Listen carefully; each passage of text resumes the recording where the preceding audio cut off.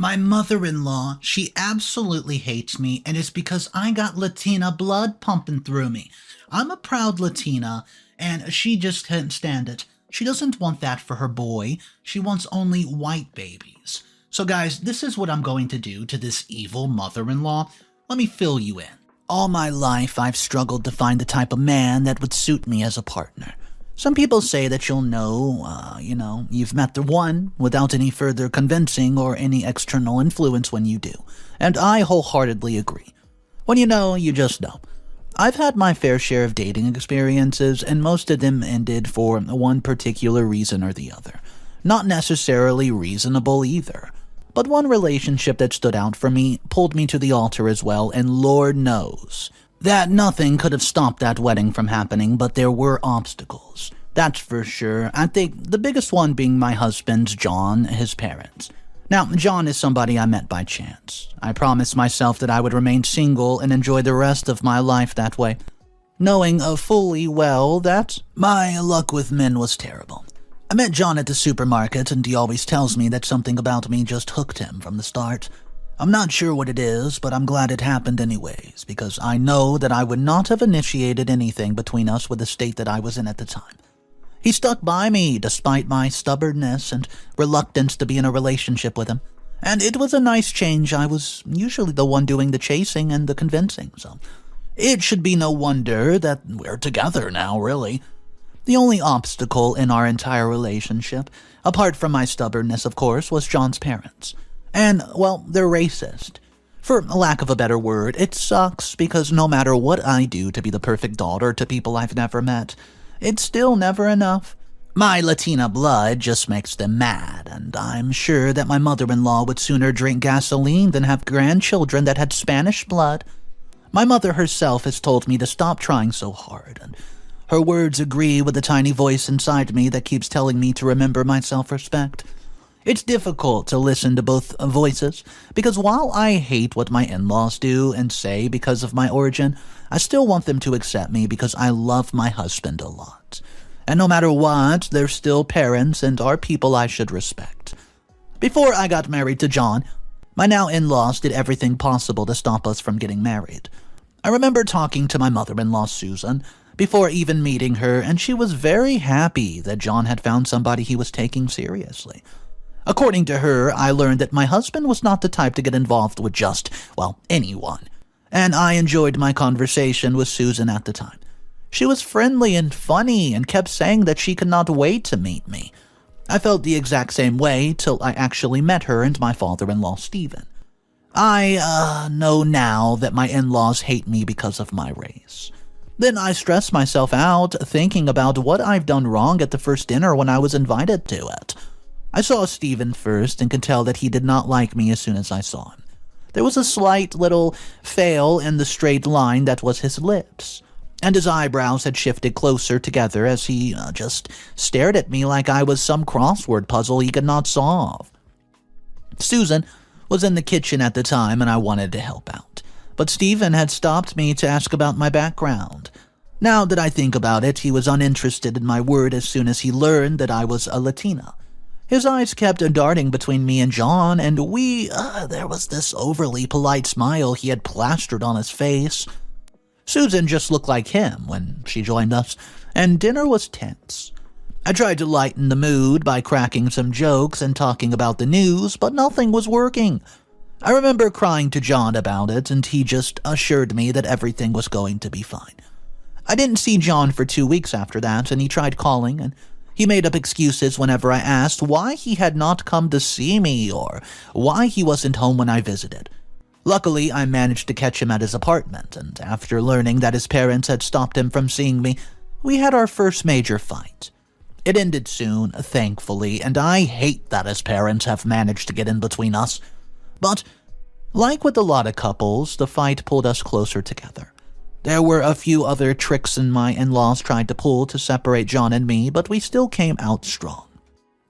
They even threatened me at some point, promising to ruin my life with the connections that they had if I did not leave John alone. The first thing I did was report it to John, and I don't know what he had said to them, but they never threatened me again. When it was clear to my in-laws that separating us was not going to be easy, they began to publicly humiliate me, even in front of my family. The first time was enough of a lesson, and I will not be repeating the mistake ever again. In fact, that was the eye-opener I needed to see the kind of people that they were, unaccepting and absolutely horrid. The first time I got publicly disgraced by my in-laws, I've been invited to an elite event. I can't really remember what it was, but the host was celebrating some major achievements that they had achieved in his business, and I didn't care at that point. Back then, I thought I had gotten an invite because they had finally accepted me for who I was. But there was a woman at the party who was elite like them, white as well, and they introduced John to her right in front of my presence, hailing her and asking John to engage her. John mentioned the fact that he was already in a relationship, but his mother literally moved close to him and whispered the words, "But she's a Latina. You can't be serious with her." It was a terrible thing to do because while that woman didn't hear it, I did, which was probably what Susan wanted. Like that was not enough, an older man had jokingly asked why John was still single, saying that his daughter would be interested in a relationship now. Stephen and I laughed and told the man that they would discuss, quote, such a promising relationship later. I was standing right beside John and was tempted to yell out the fact that I was already dating him, but I did not know how important the function was at the time. Too many movies have convinced me that any form of drama would be on the news. I'd rather not see myself in any newspaper because of the actions of such inconsiderate people. I left the function early, and John had understood. He tried consoling me and even wanted to talk to his parents after their first shade, but I stopped him. I also stopped him from following me home because his parents would easily pin that on and against me. When I got home that night, I seriously considered ending it with John. Yes, you can ridicule me all you want, but I don't think you'll ever understand how I felt that month. I could see a future where my children would be despised by their grandparents for no reason at all, and I did not want that to happen. It's clear that I did not go along with the plan since I'm now married to him. John had done one of the most ridiculous things when I took some space away, just to think things through after the function. He had driven one of the women that his parents wanted him to date to my house, and when I had answered the door, he had informed the lady that I was the only woman he wanted to marry. His parents, they were furious when they learned about it, and I could not care less at that point. They're dead to me. They were not going to stop me from being with the man that I was in love with. I could say a lot more about my in-laws, but I would rather not because even the thought of it is irritating, and I should at least talk about what happened 2 days ago at my wedding. It was a small one, attended by my close friends and family. John and I, we kept things really quiet because we did not want to see Stephen or Susan at the wedding. But lo and behold, they crashed the wedding by tailing John's sister Jen. They warned John not to get married to me, but John just walked over to them and whispered to them before exchanging vows with me. It was honestly just funny, seeing them stew in silence as they watched me get married to the man I was so much in love with. But I knew something terrible was going to happen afterward, and I was right. Stephen had promised to make both John and me regret our actions before he left with his wife, and I did not let it bother me so much during the past 2 days, and neither did John. But his usual intrusive parents have been silent for some time, and it's starting to get to me. I wish I could say that I hope nothing drastic happens, but I can tell that it will. It's only a matter of time. What's up, everybody? Mr. Reddito here. We have multiple updates, and these parents are insane, and it's not over yet. I hope you guys are enjoying your day today, and if you want more daily videos, go ahead and click that subscribe button directly underneath this video. It only takes a second, and it does support the channel, guys. Here is your first update. Update number 1. I was right. My in-laws did something drastic like I expected. But I did the same too, to my surprise. It took exactly 5 days after the wedding for my in-laws to contact me. I'd learned that Susan had kept threatening my husband during that space of time, and that the only reason they visited the both of us was because he had not responded to any of their calls or messages. In case no one understands, It means that they did not want to step foot into my home, which was fine by me. I could not care less. My in-laws had come with a lawyer, by the way, one that was also a divorce attorney, just in case John was, ready to call things off with me after the little discussion. At that point, I wasn't even upset when I saw them present the divorce papers. It was expected and almost hilarious just because I expected it. Well, at this point, John gets furious. And the discussion did not fully begin until the lawyer left the house. Well, at least my husband had fought that particular battle for me. It was a nice feeling, knowing that somebody was there to stand up for me when I could not do so for myself. Susan started to speak. She asked how living together after our marriage was and asked if we were facing any problems at home. I think her question was more directed at John because I would be deluding myself into thinking that she cared how I felt. So, John went ahead to mention that everything was fine, and she still kept probing into our life like she wanted to find the tiniest things to use to her advantage. I won't lie by saying that the things were smooth after my marriage to John, because he and his parents were not on good terms. He had started looking for a new job since his job at his dad's company was becoming uncomfortable. We're a bit tight on money, but it's just the beginning. I'm sure things will get better, and like I said, there was the whole thing with his parents. We did not talk about it, so it was like a topic looming above us, waiting to be discussed. When Susan did not get anything tangible from either me or John, she began to tell him to return home with him. Stephen had joined her, promising John a better pay at work if he left me. Well, this time, I spoke up. Tell me if you would not have done what I did because I simply had never been more humiliated before. Who even tells a person to leave a new partner for a silly raise? I told both Susan and Stephen that we did not need their help and thanked them for the visit. But Susan had retorted in the same tone I did, calling me a classless woman who should not speak when she's talking to her son. I had gotten up from my seat as soon as she said that, ready to kick them both out of my home. Enough was enough, and I was not having their insults anymore. John had put a hand on my lap, his own silent way of telling me to calm down. He calmly addressed his parents after his mom's remark, and I wondered how he managed to keep this cool, because I could tell that he was upset. His face was red as a tomato, and his eyebrows were drawn together, and he told Susan not to call me names, and told his parents to leave because we were not in the mood to hear anything else out. Stephen got mad then and threatened to remove John from his will if he chose to stay married to me. Well, I got scared because I was hoping it would be some help sometime in the future. I supported John and had faith that we would be fine in the end, but there was always that little slight possibility that things would go south. My husband did not even care about the threat, though still insisting that his parents leave the house. I should quote Stephen because when he called my husband a mistake and a fool for leaving everything for someone like me, I lost it. Exchanging words with both of them and my mother-in-law, Stephen and his wife did not hold back. And when my husband joined into our verbal fight, they had sworn to disown him and take care of his sister since she was the only one capable of making them proud, apparently.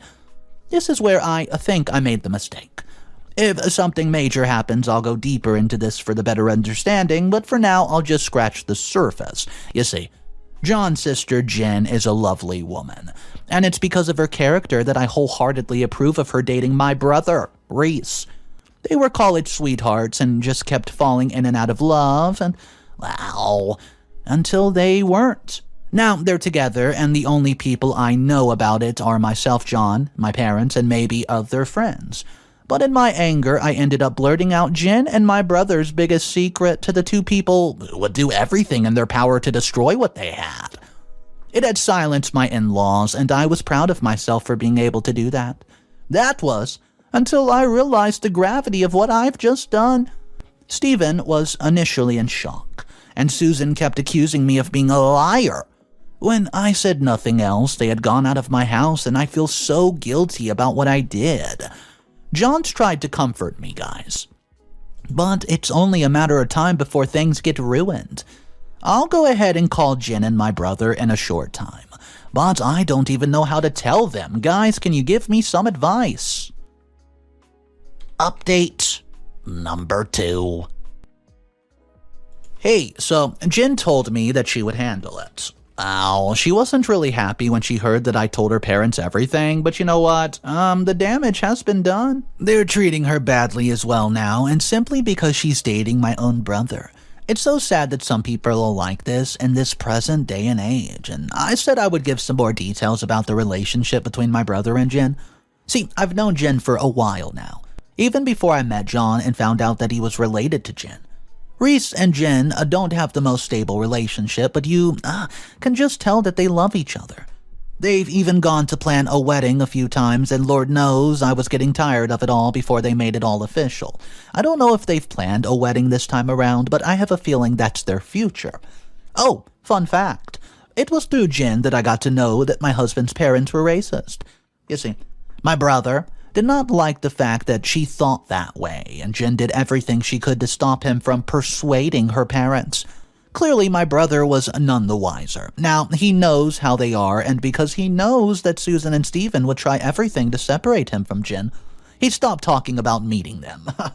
One time, I talked to him about it, and he told me that he believed it would be easier for Jin's parents to put their relationship to an end because she was a woman.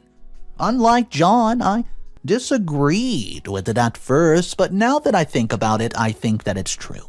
I don't totally know what exactly happened with Jin and her parents, but I know it's bad, because even John doesn't talk about it when I asked him. I overheard him a few nights ago consoling someone over the phone, and I know for sure that it was Jin.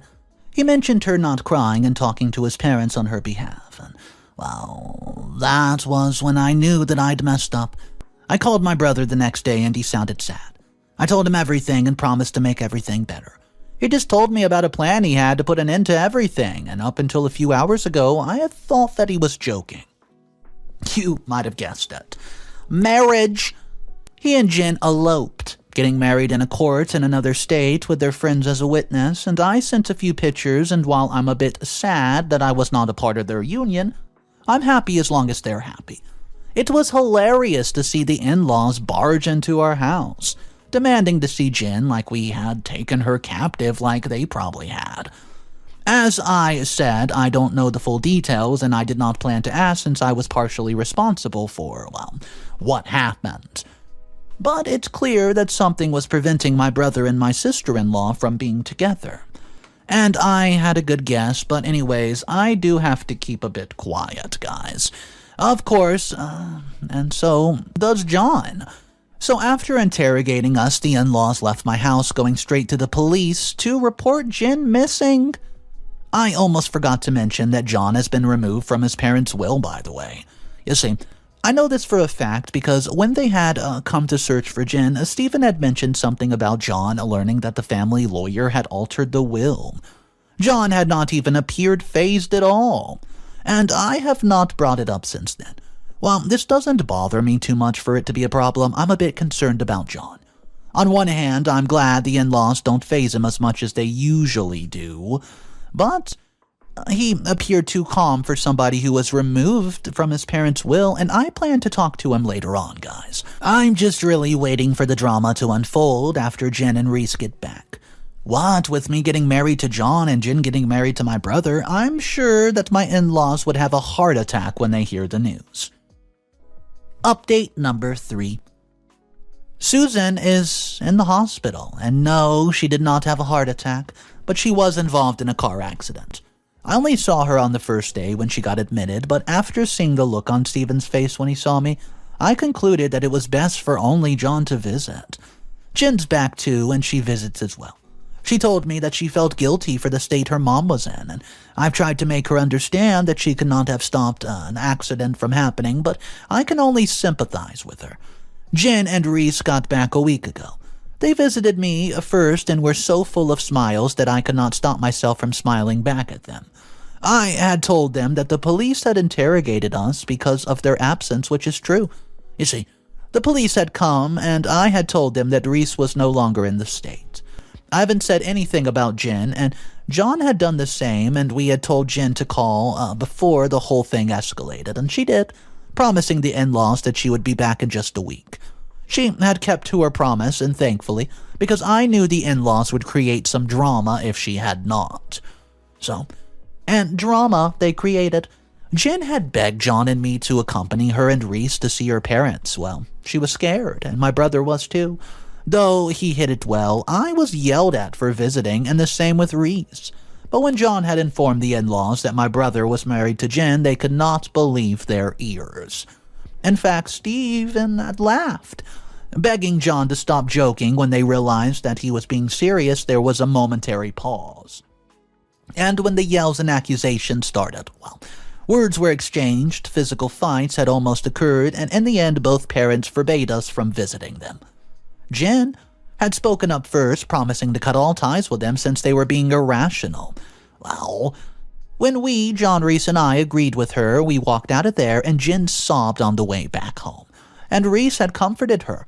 It was a long drive to my parents that night, and I did not have a good night's rest when I was in bed. Jen is better now. I'm sure part of the reason is because Reese is with her, and he's always been good at comforting people. And after the meeting we had 2 days after the visit, we had concluded that cutting off the in-laws was what was best for our sanity. Reese had mentioned being sick of being treated like he was a criminal, and we had all agreed. He had also talked about the fact that the in-laws would never accept the marriage, and Jen had used John as me an example. Overall, it's safe to say that we've decided that, well, the only family our children would ever know were my parents and the 4 of us till the accident 5 days ago. Susan was allegedly drunk, and she attempted to drive, something I'd personally never seen her do before. This is why Jen is upset. She thinks her getting married to Reese had upset her mom to the point where she was not thinking straight. I personally think Susan's being overly dramatic, but you know what? An accident is an accident after all. Something I would never, ever wish upon anyone. She'll be discharged soon, and Stephen requested something of John and Jen along with me and my brother. Well, there's something that I did not know regarding the new in-laws, and they own a hotel, and were planning on expanding, but things went south and a lot of money was lost. Currently, Stephen's working on recovering the money, but it's not easy for him. He had told John that he'd invested a lot in getting the business back on track and that he was now headed for financial ruin and needed help. Especially since Susan, who did not have any medical insurance, had to be taken to the hospital. Then there was the second request, which was forgiving him in Susan's words. Jen mentioned that her mom had asked her to stay with her while she was recovering and even apologized for the mean things that she had said to all 4 of us during our visits. So, we'll be having a meeting soon to discuss what was requested of us by the in-laws. I personally don't see Susan changing her ways anytime soon, so visiting and taking care of her would be a nightmare on my end. John thinks the same way too. But Jen is way too sentimental and wants to take care of her mom, which I think is pretty valid. Well, anyways, Reese is interested in caring for and helping out Susan, which is where I have a problem. Up till now, my brother has not faced any backlash or serious insults from the in-laws. At least none that I know of, and I'd like to keep things that way, but who knows what'll come of that meeting. Update number 4. I knew it! I knew nothing good would come from taking care of my mother-in-law. She was always going to be the rude woman I've always known her to be. I thought I was used to this, but I'm not. It's quite hurtful to know and come to terms with the fact that somebody would hate you, not because of something you did, but because of who you are. After some persuasion from Jim and eventually me, she was their mother, for God's sake, and she had humbly asked them to take care of her. So, John, he agreed to everything. He spoke to his parents first, though, and I was with them as they spoke over the phone, but I did not make a single sound. The in-laws had promised to treat my brother and me with respect. No demeaning, insulting, or treating us differently because of our race. John was still skeptical about the entire thing, and I managed to calm him down and have him accept it. I didn't like that a mother did not get to see her children even when she was ill. After we had all agreed to do this as, the in-laws wanted, we found a way to settle at the hospital bill, and even some more to help Stephen out. I'd learned that Jen and Reese have been saving up for their wedding in a joint account for years, and the money was a substantial amount. Something in me told me to tell Jen not to give the in-laws the money. Maybe at the time I suspected that something like this would happen. Instead, John and I had come up with the money. planning to give Jen and Reese savings when we were totally out of options for the right source of money. John had also been saving up some money so that we would have to move to a nicer place, and he told me that it was also because of our children in the future. I've saved up some money as well, but it was not nearly as much as the others. In the end, we were able to discharge my mother-in-law, pay her medication, and finally pay half the troubles that we had. Jen and I visited at, first, but the signs were subtly there. There was the fact that Susan had told me not to take care of her so much and not to trouble me. Then there was her feeding. There was a time when Jen wasn't in the room with me and Susan's food had came in. Susan had stopped me from taking her food to feed her, telling me that she would wait for Jen to return. I tried cajoling her into letting me feed her. After all, it did not matter as long as she got the food, right? But she gave me one of the nastiest looks, which threw me back to reality, because I did not want Jen to know, and I'd plastered a smile when she got back, excusing myself so that she and her mother would be together. Only the bathroom heard my tears that day, and that's the only time I cried. I'm wiser now. I didn't visit again. Everyone wanted to know why, but I gave one excuse after the other, and 4 days after my first visit, my brother figured it out, and we spoke about it. He told me not to take it to heart, despite it being hurtful. Then he reminded me of our spouses and the sacrifices we had to make to keep them happy. As he spoke, I understood, and I decided to suck it up. Ignore the in-laws to the best of my ability. You see, my husband's happiness, it mattered a lot to me, and so did Jen's. It worked. I overlooked the ignorance and preferential treatment from my mother-in-law.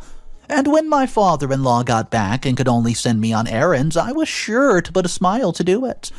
Well, I almost forgot the name-calling that day when I attempted to feed Susan. She had whispered the word Latina when I'd walked away to wait for Jen. Another time, I'd accidentally spilt the water on the floor, and Stephen just happened to come out. Stupid Latina was the term that he used. Even just today, I overheard Stephen talking over the phone to God knows who.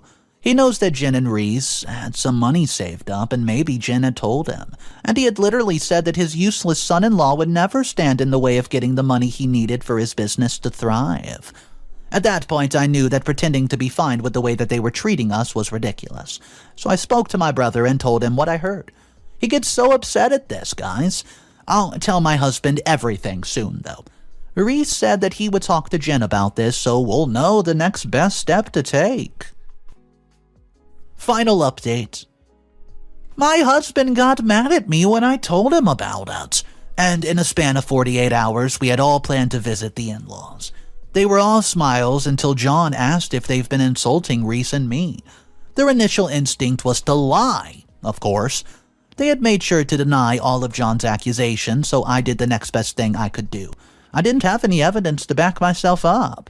I quickly rushed over to Susan, hugging her tightly. She made sure to push me away, yelling in my face and telling me to never let my filthy body touch hers again, till she realized where she was and who was with her. John's face was so angry, and Jen was shocked and disappointed, and that was all I needed to see. There was a huge argument between John, Jen, and the in-laws, and Reese and I had stayed outside the house not wanting to interfere. By the end of everything, John had told me that they would never be visiting the in-laws, and that if I ever saw them in our home, I should report them to the police. It seemed a bit extra, till I remembered the kind of people that the in-laws were.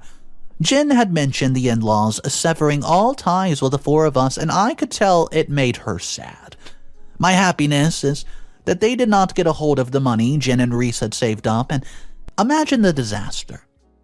This was about 2 weeks ago, guys. Stephen had no funds to save his business, and things seemed to be going downhill for the in-laws. But I will end this on a happier note. The date of the wedding.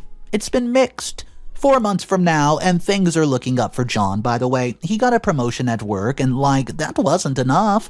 He told me that he'd found a sponsor for a project he wanted to embark on. Well, this is apparently a big deal for him because he would have more than one source of income. I don't have details about this because John does not want to tell me much till it happens. So all I can really do is hope for the best. So OP, her husband, her sister-in-law, and her brother all decide to just straight up cut off the in-laws for being racist and toxic because everybody is starting to realize these people are not going to change. And even when they were in dire need of finances, they still could not change their ways. I do want to hear your thoughts on it. Maybe somebody out there has experienced some kind of treatment like this. Let me hear from you guys in the comment section down below. Has anybody ever had to deal with a racist mother-in-law or any in-law in general? Let's discuss it, guys. My name's Mr. Reddito. I narrate stories like this every single day. If you guys want to be a part of these daily readings, all you have to do is subscribe. Guys, I hope you have a fantastic day. I hope to see you tomorrow, and of course remember, it's cool to be kind. See ya.